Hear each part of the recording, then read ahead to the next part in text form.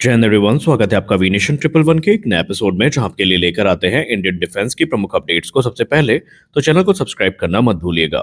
आज के अपने अपडेट की हम शुरुआत करने वाले हैं डीआरडीओ को लेकर आई एक बड़ी अपडेट से। हाल ही में आप सबने सुना है कि भारतीय थल सेना की तरफ से एक टेंडर फ्लोट किया गया है जहां पर वो 120 किलोमीटर मारक क्षमता वाले पिनाका को लेकर काफी गंभीर है और माना जा रहा था कि बहुत जल्दी इनके यूजर ट्रायल्स की शुरुआत होगी और उसके बाद 2500 करोड़ रुपए की एक डील बेसिकली साइन करी जाएगी। लेकिन आज पिनाका मार्क 3 को लेकर एक इंपॉर्टेंट रिपोर्ट सामने निकल के आई है। जैसे ही भारतीय थल सेना इसको लेकर इंटरेस्टेड हुई है, डीआरडीओ ने भी इसके डेवलपमेंटल टाइमलाइन को कम से कम समय में पूरा करने का प्रयास शुरू कर दिया है।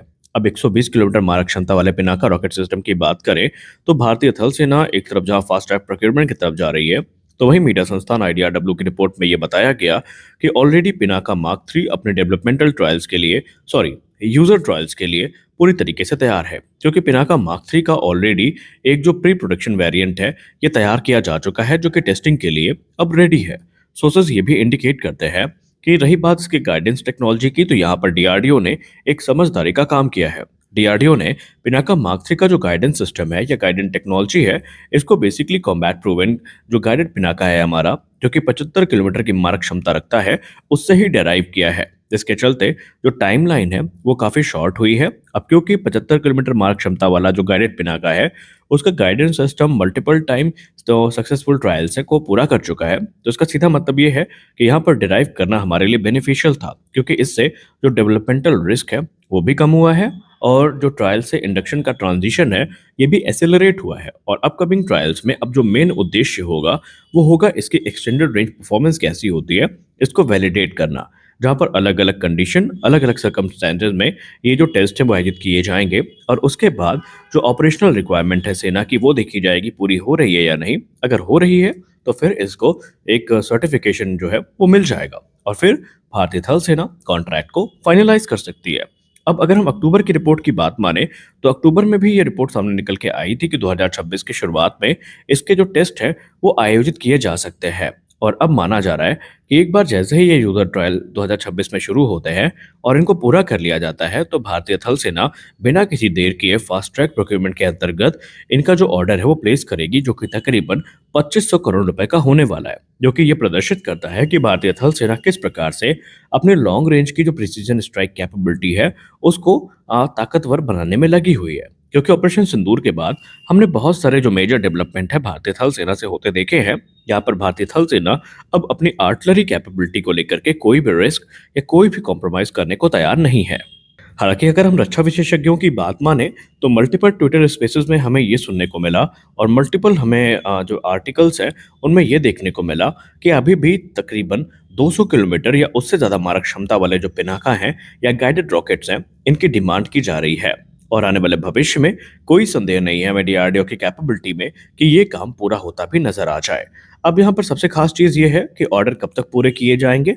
देखिए, इस पे स्पष्ट टिप्पणी तो नहीं की गई है, लेकिन माना जा रहा है कि इसमें प्राइवेट सेक्टर की भूमिका भी काफ़ी महत्वपूर्ण होने वाली है और जो मैन्युफैक्चरिंग है इन्हें काफ़ी ज़्यादा फास्ट करने का प्रयास किया जाएगा। लेकिन पहले तो हमारा प्राइमरी फोकस है यूजर ट्रायल्स को पूरा करना और हम अभी से डीआरडीओ को शुभकामनाएं देते हैं कि उनका ये टेस्ट जल्दी से जल्दी पूरा हो, ताकि भारतीय थल सेना की जो आर्टिलरी रिक्वायरमेंट है उसको पूरा किया जा सके और उसमें किसी प्रकार का जो व्यवधान है वो हमें देखने को ना मिले। आप इससे कितने खुश हैं? क्या आपको लगता है डीआरडीओ ने जो टाइमलाइन शॉर्ट करी है इसका बेनिफिट थल सेना को मिलेगा? तो आप अपनी राय कमेंट सेक्शन में जरूर दें। अब बात कर लेते हैं उस रिपोर्ट के बारे में जिसको सुनने के लिए हमारे कान तरस गए और इसमें हमें बहुत सारा उतार चढ़ाव भी देखने को मिला, और ये है AS-64 अपाचे की डिलीवरी। जी नहीं, हम भारतीय वायुसेना के अपाचे अटैक हेलीकॉप्टर्स की बात नहीं कर रहे हैं, बल्कि हम बात कर रहे हैं भारतीय थल सेना के अपाचे अटैक हेलीकॉप्टर्स की। इसको लेकर के आज हमारा एक लंबा इंतजार खत्म हो गया है, क्योंकि आज अगर हम मीडिया सोर्सेस की बात माने और जो विजुअल्स सामने आ रहे हैं उनका अगर हम प्रत्यक्ष प्रमाण देखें, तो भारतीय थल सेना को उनके फाइनल जो 3 अपाचे अटैक हेलीकॉप्टर हैं आज मिल चुके हैं। और इसी के साथ हमने अमेरिका के साथ जो डील फाइनलाइज करी थी 2020 में, जो कि $600 मिलियन की डील थी, ये भी पूरी हो चुकी है। आज एक एंटोनोव एयरक्राफ्ट जो कि एक हैवी लिफ्ट एयरक्राफ्ट है वो हिंडन एयरबेस में लैंड करता है, जो कि गाजियाबाद में है, और यहीं से हमें जो फाइनल 3 अपाचे अटैक हेलीकॉप्टर है ये प्राप्त हो जाते हैं।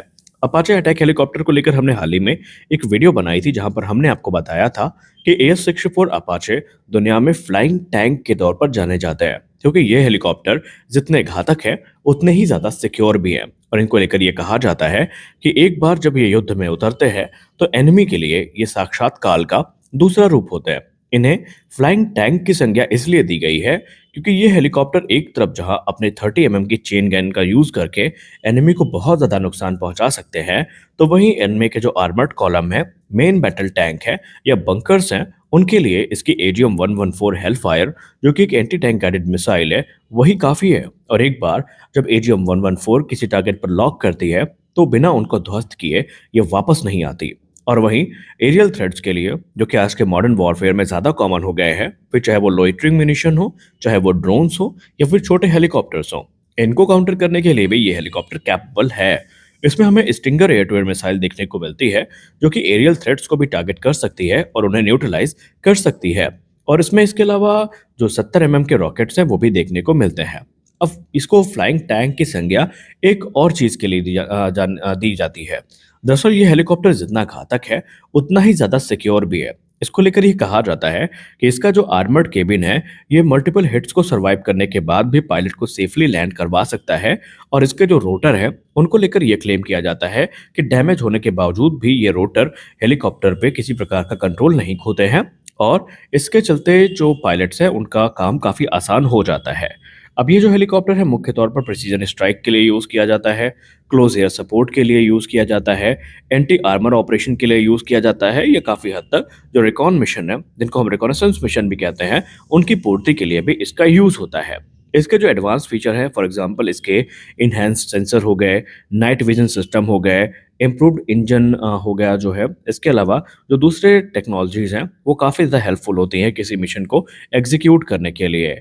और सबसे खास बात तो ये है कि इसके पास ये भी कैपेबिलिटी है कि ये अनमैन्ड एरियल व्हीकल्स को भी कंट्रोल कर सकता है, जो कि काफ़ी ज़्यादा इफेक्टिव इसको बना देते हैं जब बात होती है कॉन्टेस्टेड इन्वायरमेंट की। अब क्योंकि इनका अराइवल हो चुका है तो अभी फिलहाल ये जो हेलीकॉप्टर है ये असेंबली से गुजरेंगे, जहां पर इनमें जो रोटर अटैचमेंट है वो किया जाएगा, क्योंकि जाहिर सी बात है कि जब आप इनको एक ट्रांसपोर्ट एयरक्राफ्ट से लाएंगे तो इसके रोटर को डिसमेंटल करके ही आप लाएंगे। तो फिलहाल इन्हें अभी असेंबल किया जाएगा और उसके बाद इनके कुछ टेस्ट और ट्रायल्स हैं वो आयोजित किए जाएंगे और उसके तुरंत बाद इन्हें भारतीय थल सेना की 451वीं आर्मी एविएशन स्क्वाड्रन जो कि जोधपुर में रेस की गई है वहां पर डिप्लॉय कर दिया जाएगा। तो आप सब इनके डिलीवरी से कितना खुश हैं? और कुछ रिपोर्ट तो ये भी कहती है कि अभी भारतीय थल सेना यहाँ पर रुकी नहीं है, बल्कि आने वाले भविष्य में इसके जो एडिशनल नंबर्स हैं वो भी हमें देखने को मिल सकते हैं।